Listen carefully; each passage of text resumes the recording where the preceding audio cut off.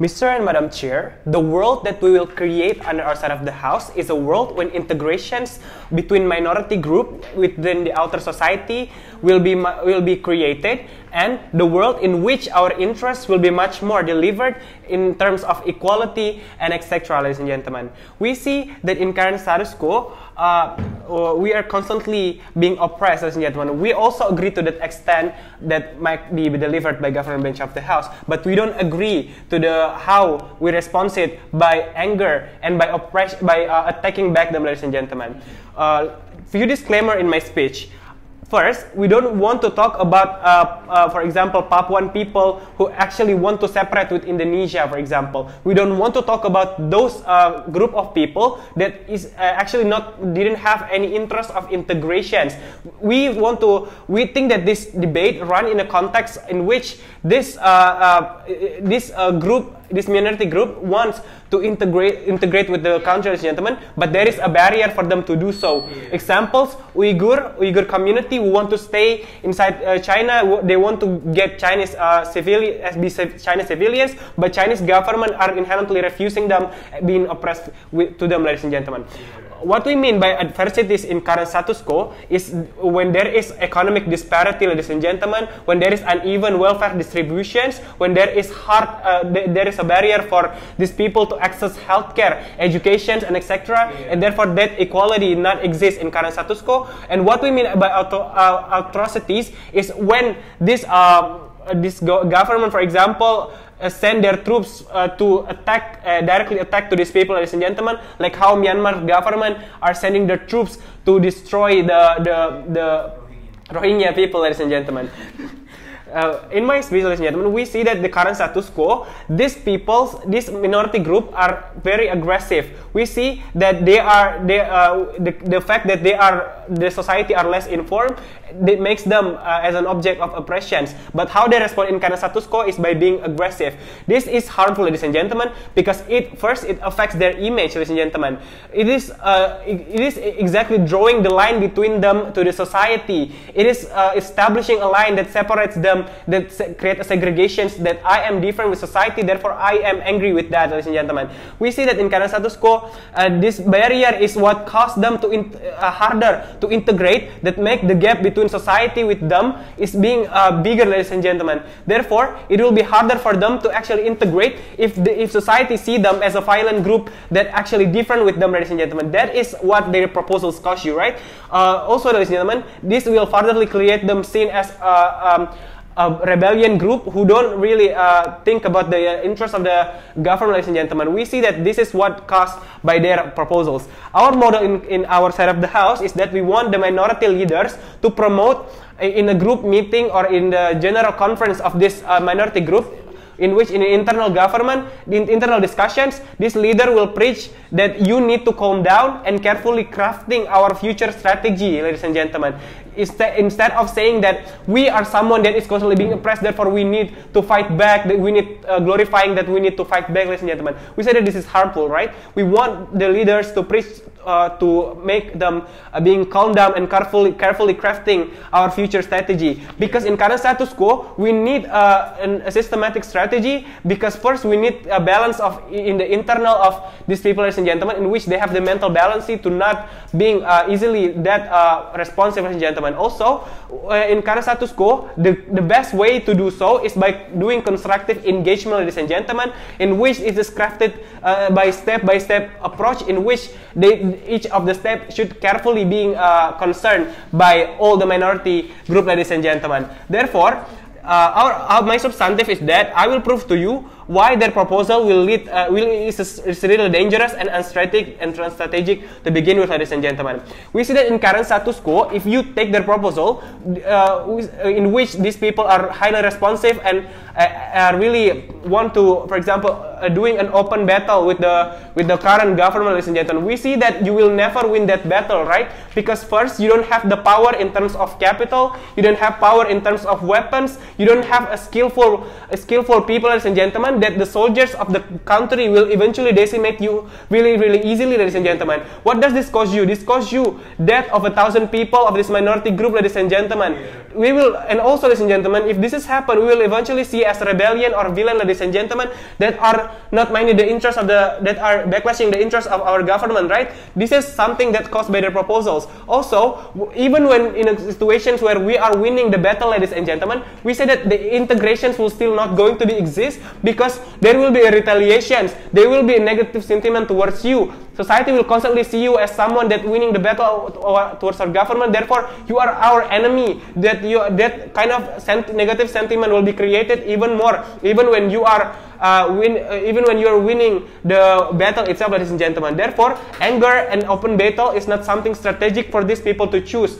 In comparison, under outside of the house, by being calm, it will create more rooms for diplomatic approach, ladies and gentlemen. It will create more rooms for us to open discussions through constructive engagement. What we mean by constructive engagement is that, for example, an open discussion with the government, and also, like, for example, social media campaign that doesn't include violations and anger, ladies and gentlemen. Also, we think that this kind of constructive engagement will only be exist and will only be effective if we don't have a tendency to be violent, right? If we don't have a track record to be a violent that harming the society, right? These discussions will only exist if the government didn't see us as a rebellion group, ladies and gentlemen. Therefore, we want to make them see us as a civilized society. We want them to see us as intellectual people that want integrations with the country. Therefore, they are easily to accept us. In order for them to invite us to the discussions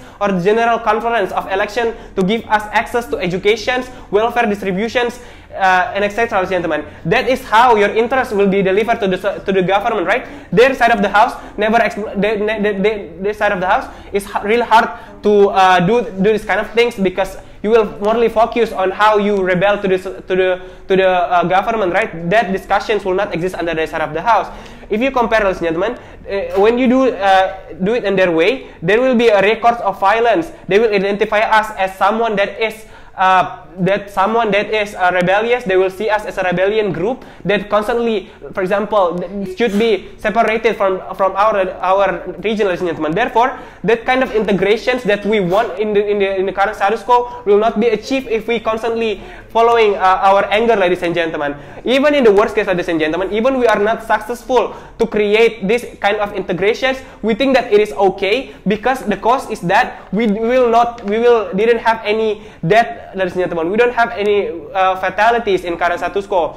For example, even when the situations of atrocities happen, this military soldier, if we consider, ladies and gentlemen, this military soldier wouldn't kill us. They will only arrest us to detention, for example. Therefore, fatalities will not exist. Therefore, protections will only exist under our side of the house, right? Their side of the house should explain to us why suddenly this protection will also exist under their side of the house. Also, ladies and gentlemen, we see that even if we are not successful in our way of constructive engagement, other parties who is not the main actors in these problems will see us, ladies and gentlemen. For example, parties like social justice warriors, ladies and gentlemen, will be informed that we are someone who want to integrate, ladies and gentlemen. Therefore, it is that discussions will be even more only going to exist under our side of the house. Therefore, we are proud to propose these motions.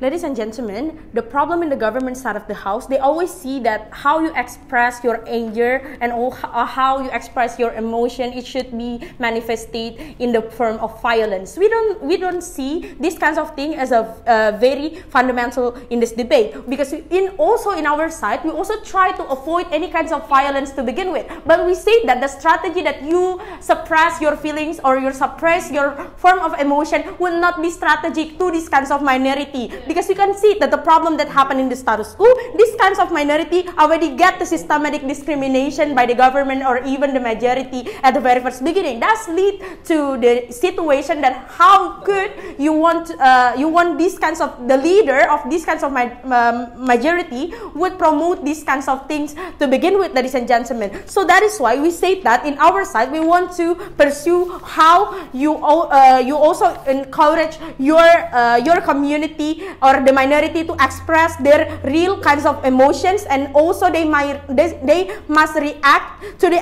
adversities that contingent by the adversities itself, ladies and gentlemen. Example, just like what happened, the demonstration that happened with the feminist movement in Chile, right? This shows to you how the form of emotion also can be happen in the grassroots, how these kinds of things could represent the whole elements that these kinds of feminist movement try to win at the very first beginning, ladies and gentlemen. Because in comparative, the majority oppress you as the woman couldn't finding, for example, like in comparative, we say that majority that oppress you as a woman that couldn't finding for job, ladies and gentlemen. So that is why we say that it's really important to show your real emotion, that these kinds of job is really important not only to myself but also to my family. For example, we would like to demonstrate in our side, it's not only to represent your demand but also the emotions of your whole community. That is really important, that I will explain more in my argument, right?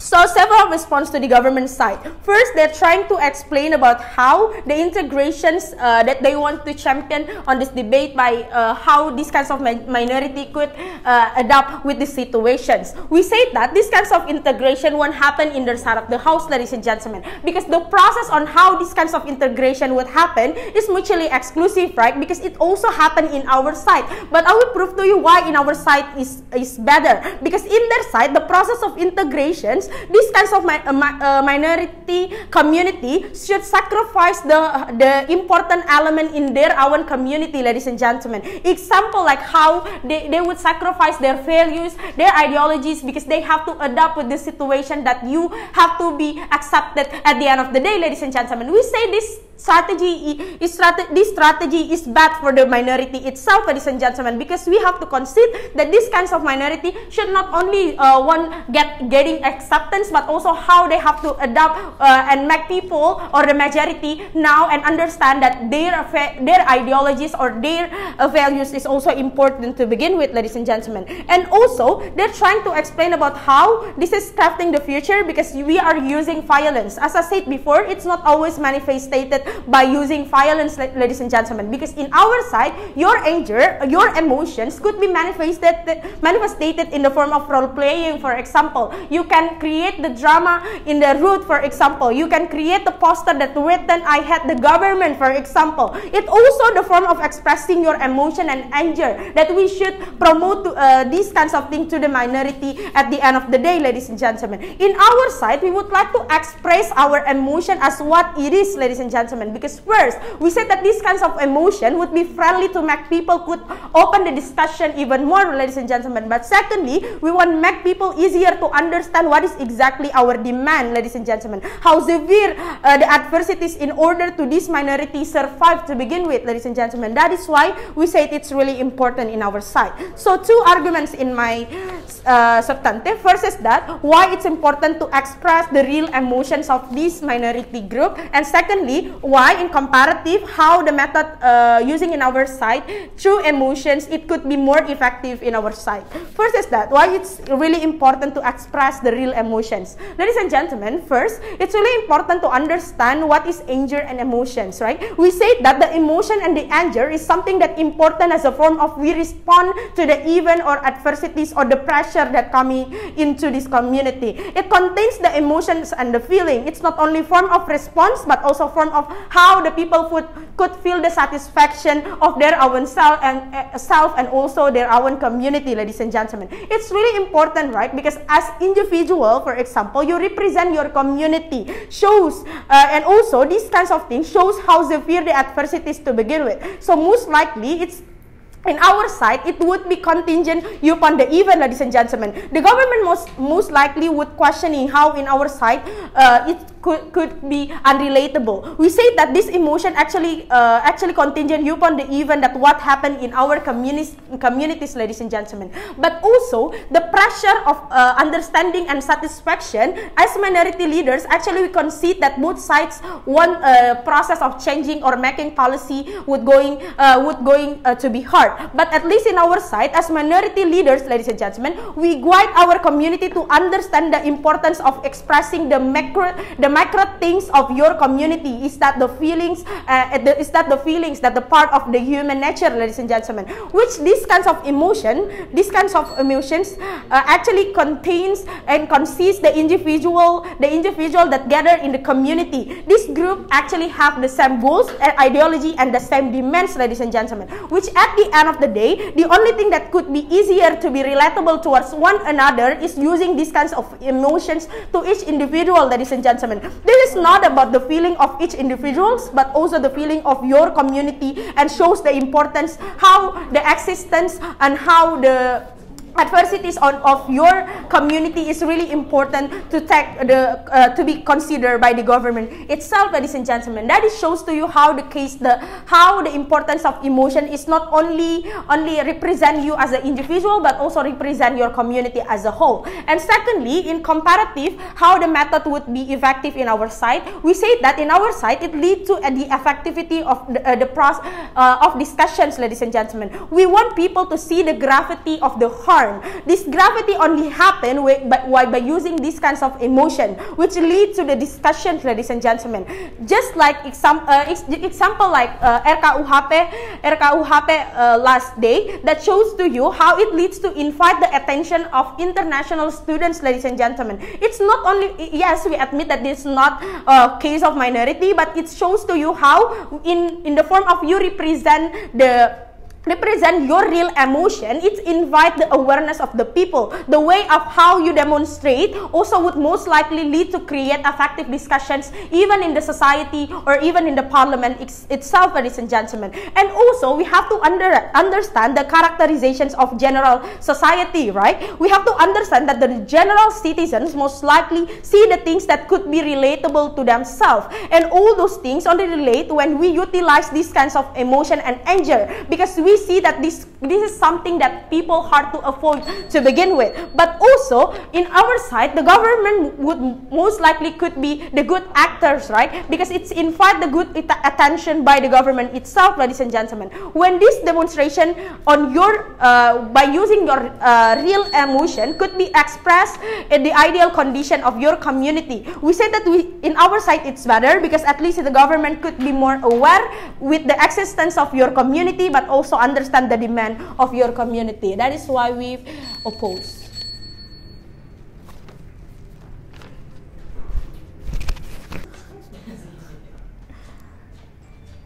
Understanding that opposition did not take a bold stance in this debate, that they also want a constructive engagement in facing these adversities and atrocities, this debate boils down to then what anger and emotion leads to, what kind of behavior, and then why it will work in a way that opposites the government's proposal, right? Because if opposition cannot prove what is the significant difference that happens inside their proposal, then there is no point of debating today, right? So in my speech, therefore, my main focus will be what anger and emotion necessarily translate to, and why is it better in our side of the house when we suppress and regress this anger and emotion. It will lead to points of integration and etc. And all my rebuttal will be integrated within my issues. But before that, I'm going to emphasize the point that Iksan have been told you about what is actually the difference between being aggressive and passive in this debate, right? So the difference is that when you are being aggressive, that is to say that you will, as this community, you will not obey the national law that is imposed to you. That is to say that back then, society in Aceh, under the influence of GAM, they are not willing to obey the national law. They conduct their own rule and punishing people and judging people based their own standard. In a context of atrocities, how aggressivity looks like is that you will have a guerrilla squad that is supported by certain people. This guerrilla group is targeting government's important allies and important individual for the sake of questioning their legitimacy and toppling down the government, etc. So that's how aggressivity looks like. Later on, I'm going to explain you why this is a more likely scenario in that side of the house, right? When you are being aggressive, I think Iksan has been clear enough that you are waiting for a good chance to have a constructive engagement and preventing as much as casualties in your side of the house. So I think that would be a clear issue, right? Later on in my speech, I'm also going to discuss about the perspective of these minority leaders, why it's the moral obligation of these minority leaders to play safe and control the emotion of the congregation, right? So jump on to the main issue in this debate about anger and emotion and what it necessarily translates, right? So a leader of opposition argue that anger and emotion is not always necessarily translates to violent, right? What is the logic behind this? Nothing. So I'm going to directly negate this idea by saying wrong. When you are, or when an oppressed community controlled by anger and emotion, we think that most likely their behavior will be very impulsive. They will not be able to stay in a situation to calculate every single consequences upon their action. They will not be able to make a sense of priority, what to do first and what to do next.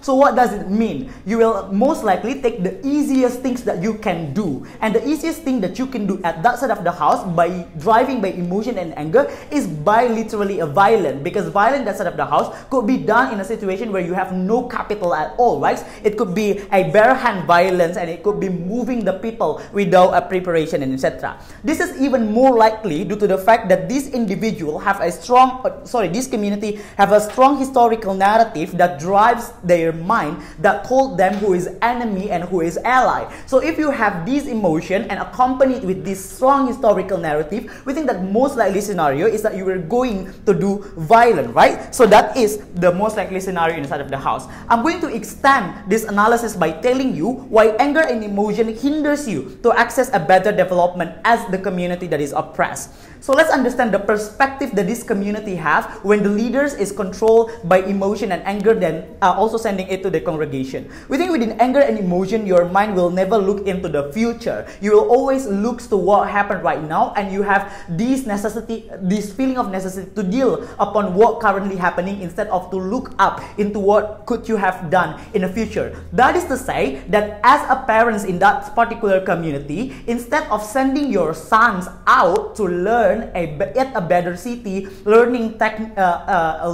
engineering, becomes doctor and etc. Instead of sending them, you will make them stay at that particular community and tell them to train to face the upcoming war, or to face and to raise their children for a better preparation facing the majority's oppression. We think this is the more likely scenario that happened, and this is a bad culture. This is a bad culture that is you are passing from generation to generation. We think it's better for this community to move on from the hatred, from the feeling of necessity to respond in a way that is aggressive, so that they can have a better human capital, so that they can have a better development inside the particular community. You need to understand that in their side of the house, if one people go outside seeking a better life, they will be labeled as a traitor, and they will be labeled as an individual who are careless to the fact that there is a historical oppression in that particular community, right? So there is unlikely scenario that without the minority leaders telling them to be passive and to accept the situation and look forward, without the minority leaders telling them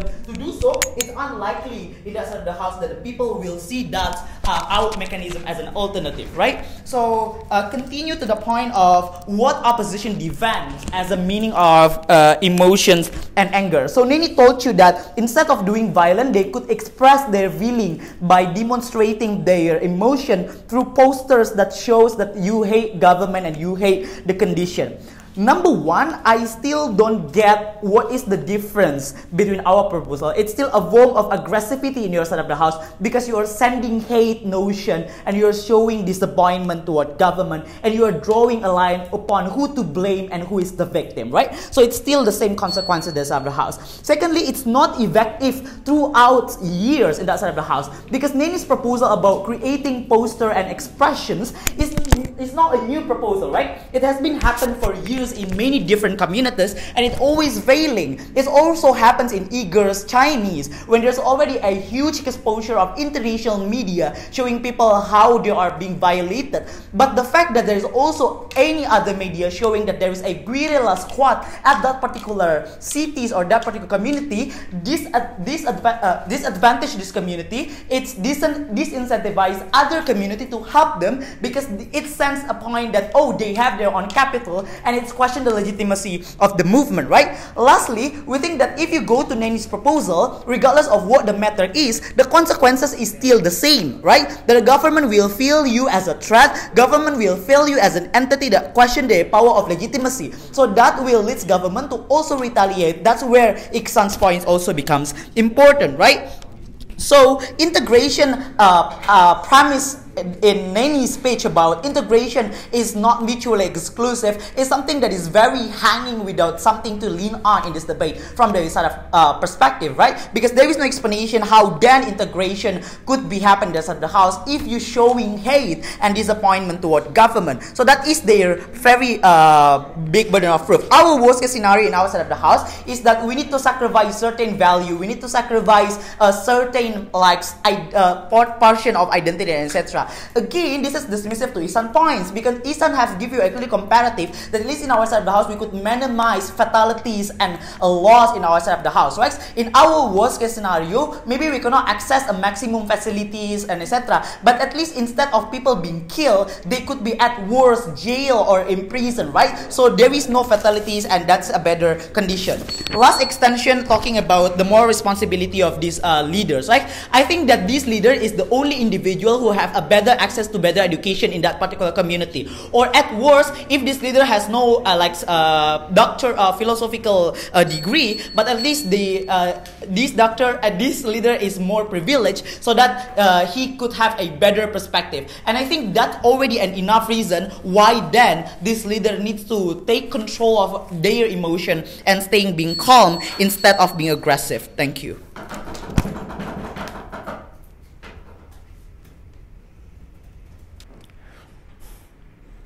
Panels, two response. First, First, they claim that the word that will happen in our side is the word that we want to using a guerrilla force. We want to use a military force. We want to use any physical force in order to suppress the authority to change the policy. First, it is not true.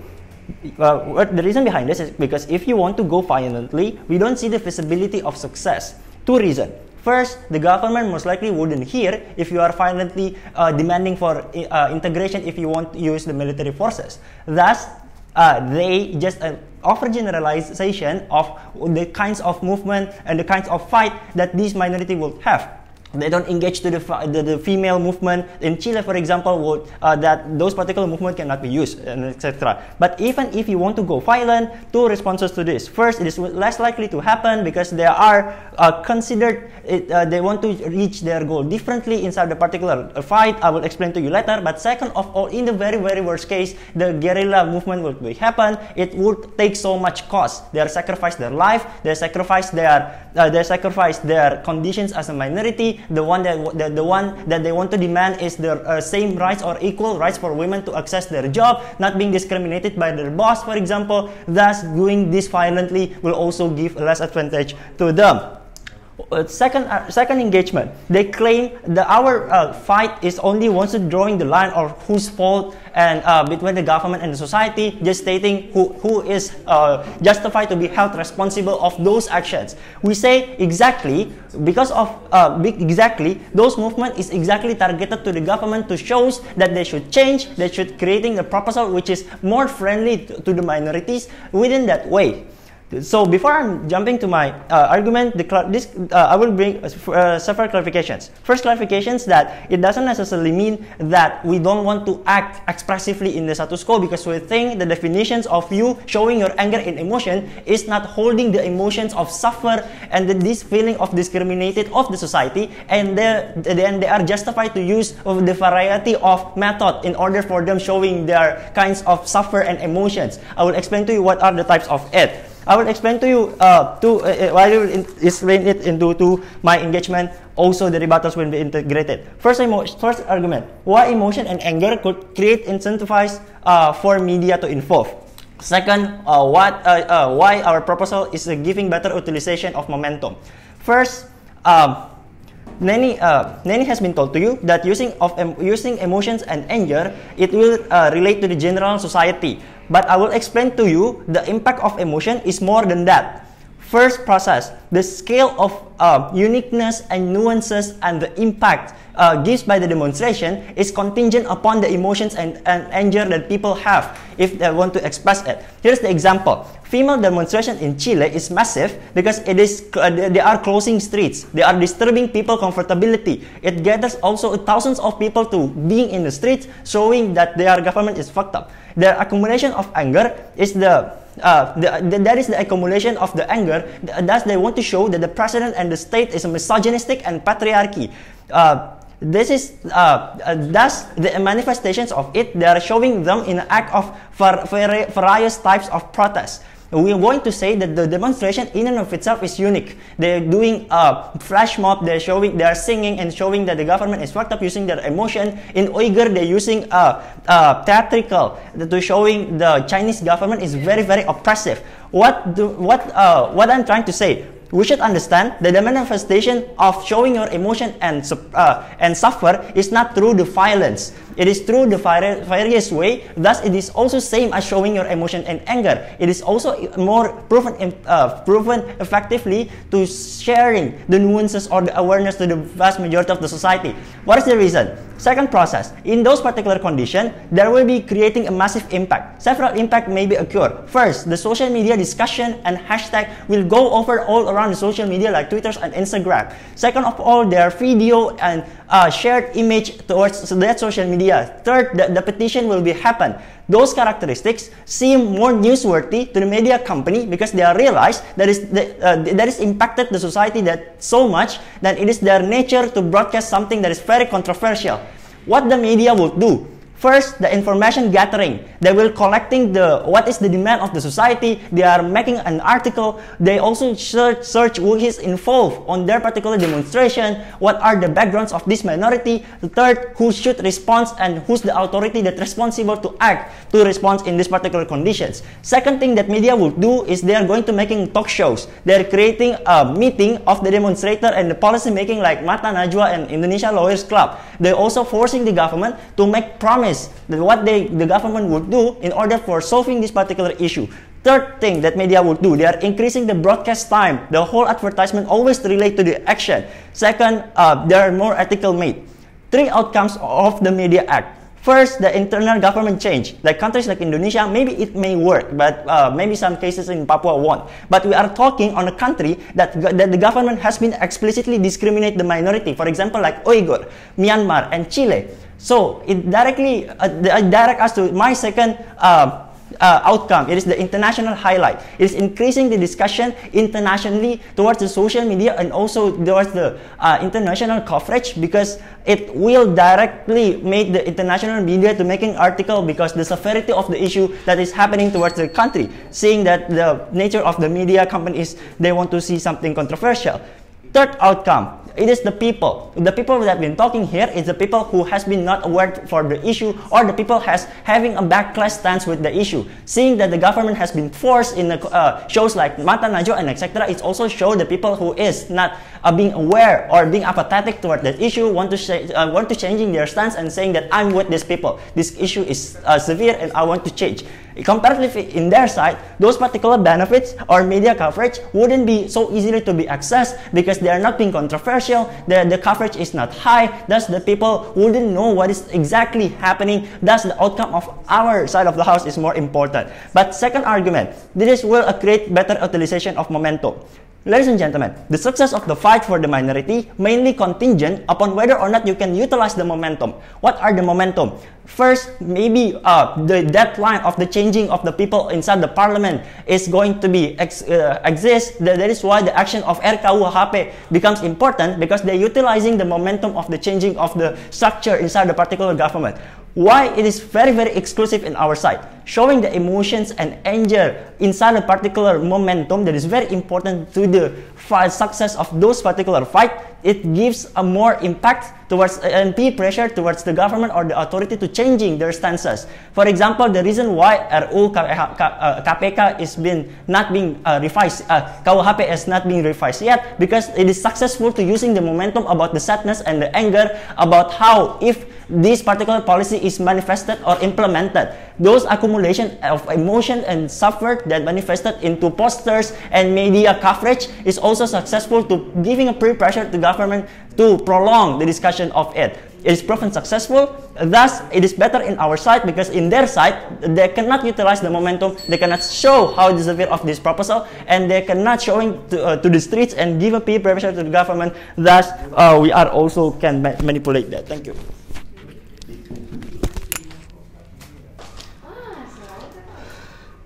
There's two different sides of what it means to be aggressive or expressing anger.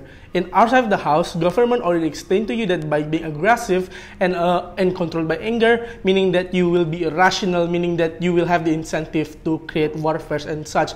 For example, Papua and Gam, because they are accustomed to the narratives that the majority is evil. They are already accustomed to the narrative that demonize the government. In their side of the house, opposition, they said that expressing anger manifested into role-plays, discussions, and engagement in the parliament, and they claim that they will avoid violence. Violence at the end of the day. Kamam already explained to you that in opposition, there's no significant impact and outcome coming from ops characterization by not being aggressive. Opposition does not answer the question that by expressing anger will make you win at the end of the day. Opposition's claim to avoid violence is not strategic in this debate, because if I were to express my emotions and anger, what's the point of it to not be aggressive at the end of the day? Because they already oppress me and my family, they already attack me, I have economy gap and disparity. What's the point of it to not be aggressive? What's the point of it to not attack those people? So the characterization on avoiding violence is not strategic in this debate. But moreover, if they never explain to us and they never affiliates the case to minority leaders, authorities. If there's any justification coming from minority leader, that if there's any justification coming from minority leader in which these minority leaders is the righteous and influential people, that you have that they will, if they preach that you have to be aggressive, imagine what would be the outcome of the justification. The minority community will be more aggressive from before, because they will feel that my leader authorized me to be aggressive. My leader allows me to prolong wars. My leader authorized me to be more aggressive. In this debate, I have three things to discuss. First, which sides of the house will able to cope up with adversities and atrocities. Second, which sides will able to progress the development of the community. And lastly, I'm going to compare the worst case scenario. Coming to the first class. First, which sides of the house will able to cope up with adversities and atrocities? Opposition side of the house never really explained to you that why it's justified for these minority communities to be more aggressive. They should explain to us, because they face systemic oppression. They have the rights to be aggressive. To be aggressive. They never really explain to us why it's justified. But if they do explain to us, we're going to say that yes, this might be true because they face oppression. But those angers intensifies because internal narratives coming from previous leaders that demonize the majorities. They are already accustomed to the narrative. If we take matters into our hands, we still can debunk the narrative, so we can still focus on fixing the adversities from within, focus on internal development. Also, oppositions of the House state that they will still have the incentive to fight violence. But Umam already is explaining that when you are controlled by anger, you most likely you won't be irrational. You will still accustomed to the narrative that people oppress you and discriminate you, which will translate you, which will lure you to be more aggressive. Comparing to ours, in our side of the house, we already say to you that in status quo, segregation happens because minorities are being aggressive with the majority, where they draw the line and it segregates them, meaning that the minority exclude themselves from the majority, meaning that there's no engagement, meaning that there's no engagements from both minority and majority because they draw the line. If you being aggressive, you will be seen as aggressive community. You will be seen as someone that will not able to cooperate with government, meaning that the government won't include you in policy making discussions, public discussions. They won't help you to mitigate the economy disparity because you're being aggressive and you won't cooperate with them. We also already explained to you that while suppressing anger will not prolong the war and the fatalities, in which not being passive will obviously translate to war, which will lead to fatalities and unnecessary bloods in your hands if you are being aggressive at the end of the day, listening.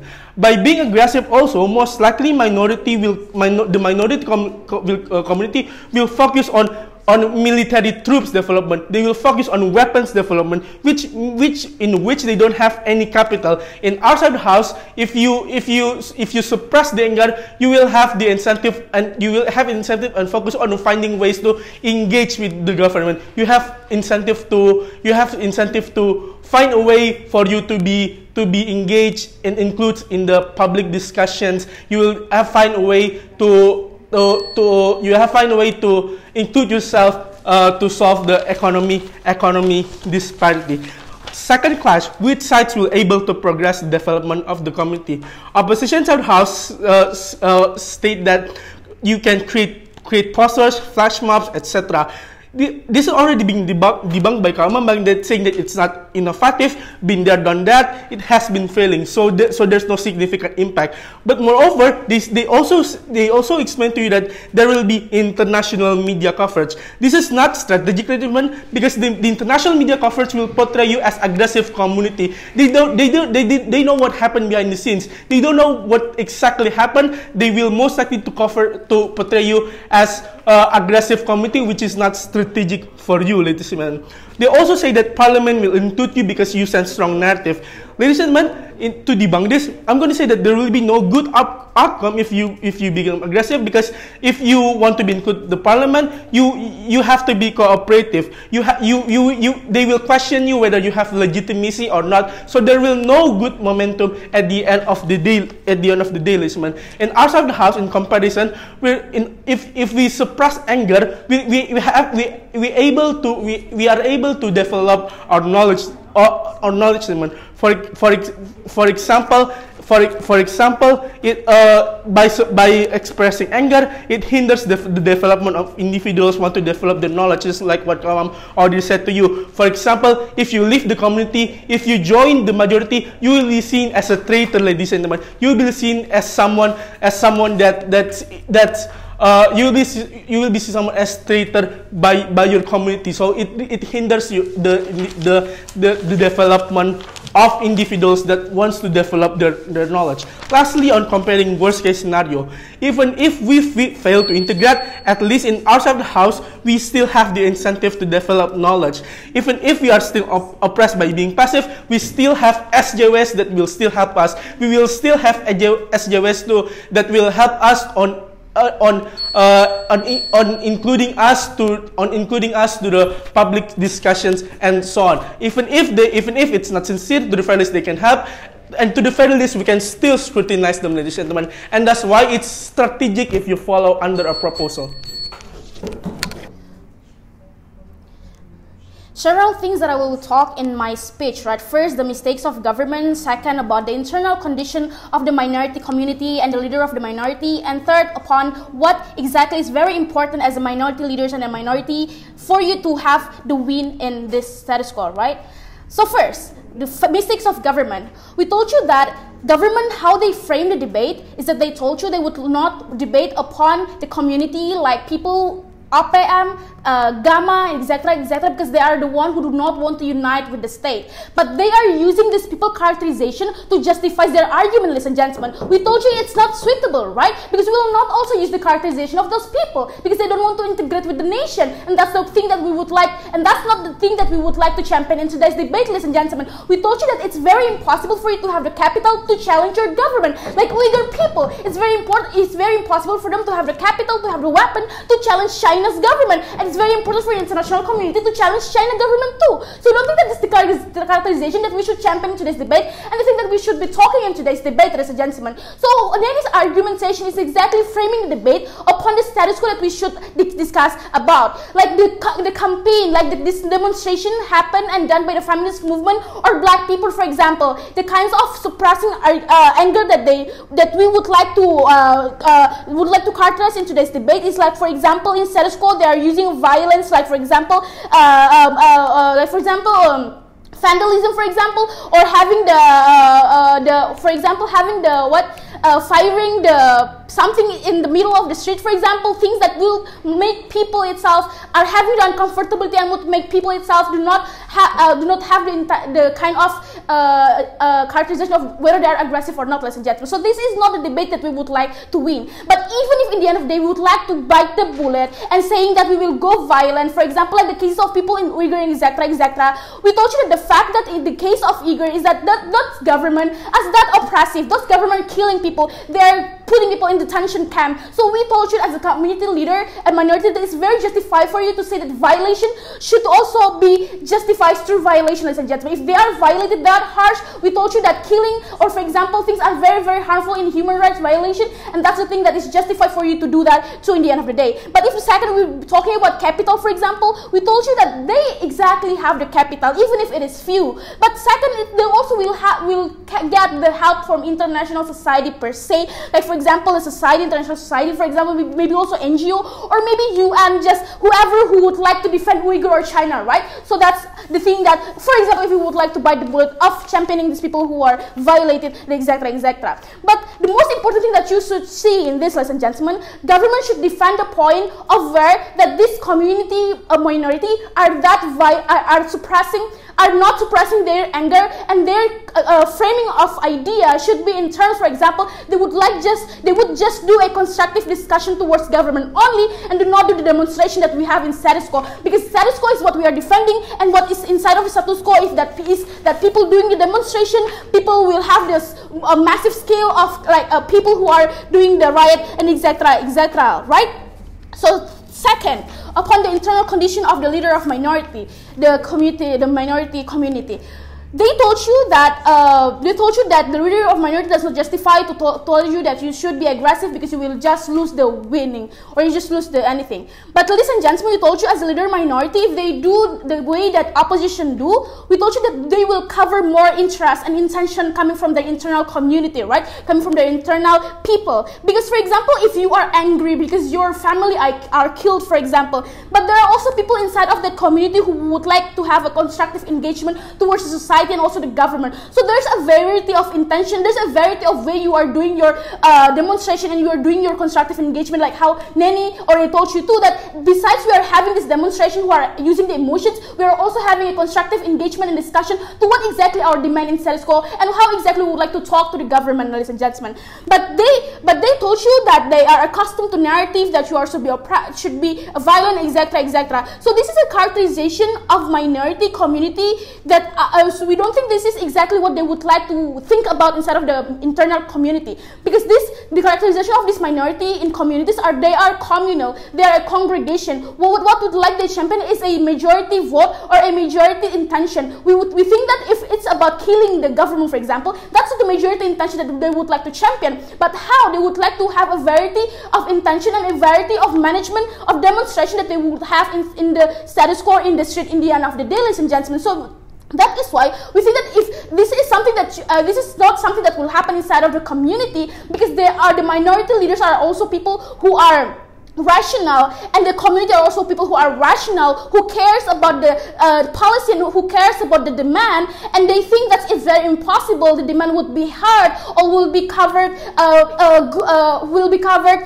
angelic inside of media coverage if you do it that way, and that's not the thing that will happen in the end of the day, ladies and gents. But even if that will happen that way, they will be accustomed towards that narrative. We told you that it's something that is good in the end of the day, right? Because as a minority, what you need instead of status quo is how that you want your voices to be heard. Even if maybe you do not win, but Haykal told you that what is very important is the momentum. If, for example, you would like to demonstrate something and say something to the government, but you don't do it in massive scale, or you do not gain as much as attention, then that's not a momentum for you in the end of the day, ladies and gentlemen. So that is why that's the important thing to be countered. But lastly, this debate should not only talk about which community in which method could win the policy or could win the debate instead of status quo. This debate should be talking about the win is somehow impossible because minority have less capital, and that's why what we should talk about is how could they approach the international society, how they could approach society that do not understand, or how they could approach the general society to, for example, leaning towards what they are demanding in status quo, ladies and gentlemen. So let's characterize who will they persuade. People who live at the same country exposed to discrimination and understand why the discrimination could be promoted.